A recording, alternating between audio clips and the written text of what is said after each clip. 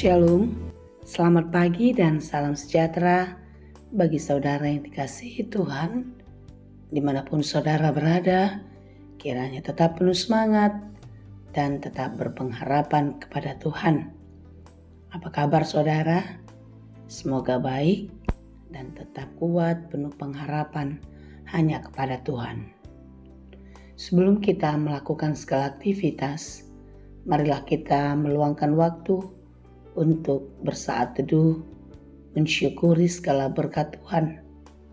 Dan kita mau merenungkan firman-Nya sehingga kita diajari dan diberi pengertian untuk melakukan hal-hal baik seperti yang dikehendaki oleh Tuhan.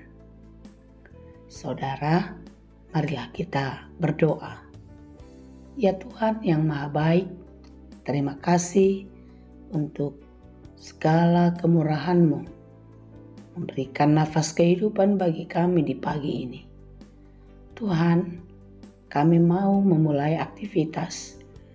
Kiranya Engkaulah yang menuntun dan mengajar kami. Berikan hikmat di dalam firman yang akan kami dengar, sehingga kami seturut dengan kehendak-Mu. Berfirmanlah Engkau ya Tuhan, sebab kami telah siap mendengar.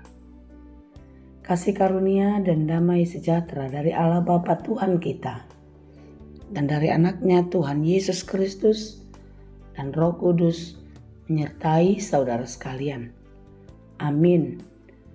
Firman Tuhan untuk kita pada hari ini yang ditetapkan menurut Almanak HKBP Rabu 26 April 2023 tertulis dalam kitab Yohanes 15 ayat 15. Dalam bahasa Batak dan bahasa Indonesia demikianlah dikatakan.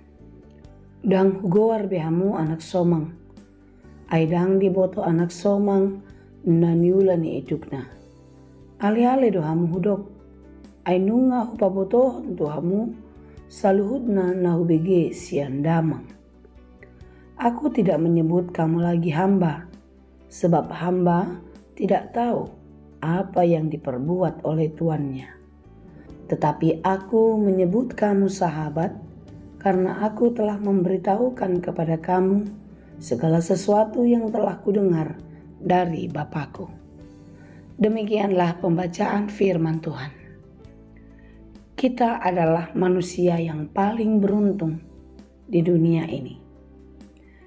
Kita adalah orang yang berdosa, yang harus mati karena dosanya. Tetapi karena begitu besar kasih Allah, Dia mengaruniakan Yesus Kristus untuk menggantikan kita di dalam kematian karena dosa dan membangkitkan kita kembali di dalam kemurahan Allah. Kebangkitan Yesus Kristus mengubah kehidupan kita. Kita yang mati karena dosa, kini bangkit kembali di dalam kemuliaan Tuhan. Kita yang dahulu adalah hamba dosa, kini diubah menjadi anak-anak Tuhan, keluarga Allah, pewaris kerajaannya. Adakah sukacita dunia yang melebihi sukacita kita atas tebusan Allah di dalam kehidupan kita? Saudara yang dikasihi Tuhan, kekayaan, kehormatan, kekuasaan yang kita miliki di bumi ini, memang itu adalah cita-cita semua orang. Tetapi tidak ada satupun yang kita dapatkan dari dunia ini memberikan sukacita yang abadi bagi kehidupan kita. Karena apapun yang ada di bumi ini, termasuk tubuh kita ini, itu sifatnya sementara. Ada waktunya kita akan meninggalkan semuanya, dan ada waktunya pula kita akan meninggalkan kehidupan kita di bumi ini. Oleh karena itu saudaraku yang dikasihi Tuhan, semua pola pikir, pola hidup, dunia yang terjadi di dalam diri kita kini telah diubah oleh Yesus Kristus yang mati di kayu salib dan bangkit di dalam kemuliaan Allah. Kebangkitan Yesus mengubah kita yang mati karena dosa, kini hidup kembali menjadi orang-orang yang ditebus. Kita yang dahulu hidup di dalam kegelapan, kini kita diubah masuk ke dalam terang Tuhan dan hidup di dalam berkat-berkat-Nya. Saudara, renungan kita pada hari ini mengatakan bahwasanya kita bukan lagi hamba, tetapi sahabat. Karena memang hubungan antara hamba dan Tuhan ada jarak yang begitu jauh. Tidak demikian dengan sahabat. Seorang sahabat akan menaruh kasih setiap waktu dan menjadi saudara di dalam kesukaran. Itu yang tertulis di dalam Amsal 17 ayat 17. Yesus adalah sahabat sejati. Dia telah mengubah status kita. Tidak lagi seorang hamba, tetapi sahabat bagi Dia. Seorang sahabat akan menaruh kasih, akan mencurahkan isi hati dengan tidak terbeban. Itulah yang dikatakan Yesus dalam perikop kita pada hari ini. Apa yang telah dikatakan atau disampaikan Bapa kepadanya, dan itu jugalah yang disampaikan kepada kita, orang-orang yang telah ditebusnya. Yesus mencurahkan isi hatinya.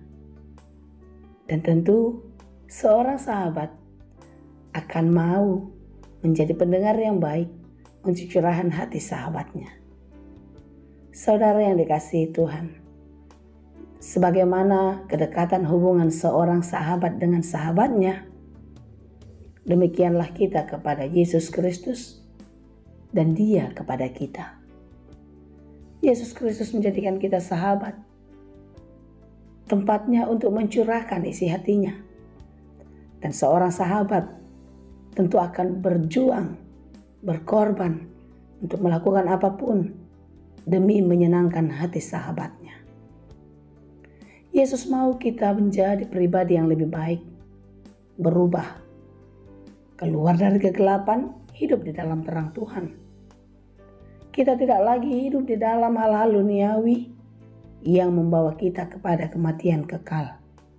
Tetapi Dia mau kita hidup di dalam kebenaran, di dalam terang Tuhan, sehingga kehidupan kita menuntun kita untuk memasuki kehidupan yang baru, yaitu sukacita yang abadi di dalam kerajaan surga.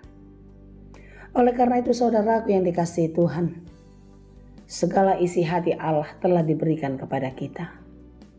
Marilah kita hidup di dalam kasih-Nya. Marilah kita menerapkan cinta kasih Allah di dalam hubungan kita seorang dengan yang lain. Hidup mengasihi Allah berarti kita mengasihi sesama. Hidup kita yang telah diubah tentu harus berbuah. Dan setiap buah yang ada pada kita boleh menjadi sukacita dan berkat bagi banyak orang. Yesus mau kita hidup di dalam kasih-Nya. Buah iman kita menjadi berkat bagi dunia. Tetaplah menjadi sahabat Yesus yang setia, karena Dia tetap seorang sahabat yang setia bagi kita. Tuhan Yesus memberkati. Amin. Terima kasih Tuhan untuk firman-Mu. Firman-Mu yang sungguh-sungguh mengingatkan kami akan kasih setia-Mu. Engkau adalah sahabat kami. Engkau mau mengorbankan diri-Mu untuk keselamatan kami. Yesus, mampukanlah kami sebagaimana Engkau telah meneladankannya kepada kami. Kuatkanlah kami untuk hidup di dalam kasih. Kuatkanlah kami untuk hidup di dalam kebenaran-Mu. Engkaulah kekuatan dan pertolongan kami. Terima kasih Tuhan. Dalam Yesus kami berdoa. Anugerah Tuhan kita Yesus Kristus, kasih karunia Allah Bapa dan persekutuan Roh Kudus itulah kiranya yang menyertai dan memberkati kamu sekalian. Amin.